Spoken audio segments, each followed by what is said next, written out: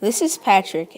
It is the 1840s, and he lives in Ireland with his wife Abigail and his two children, Mary and Bob.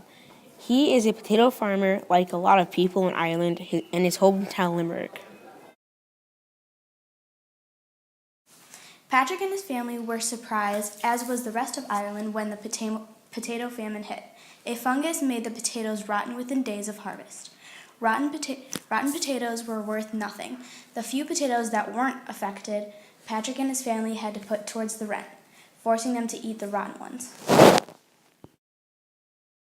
After a month or two, it wasn't enough to pay the rent, so the landlord evicted them.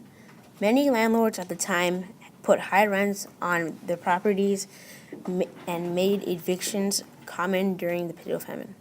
Patrick and his family were starving and feverish, and they couldn't find any money.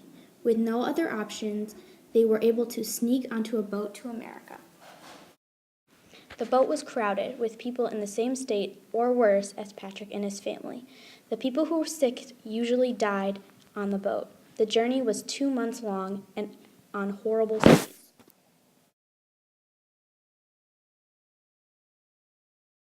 When they finally reached America, they went through Ellis Island.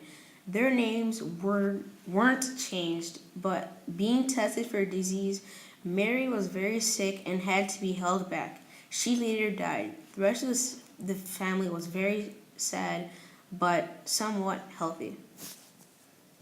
The family couldn't find work in New York, so they ended up in Boston, where it was still hard to find work since most immigrants were arriving and most of them were non-skilled, and they took jobs like miners and construction workers.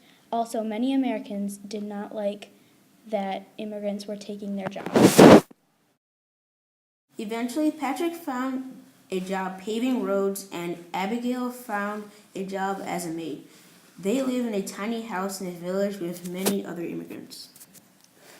They got through the hard time and did what they needed to.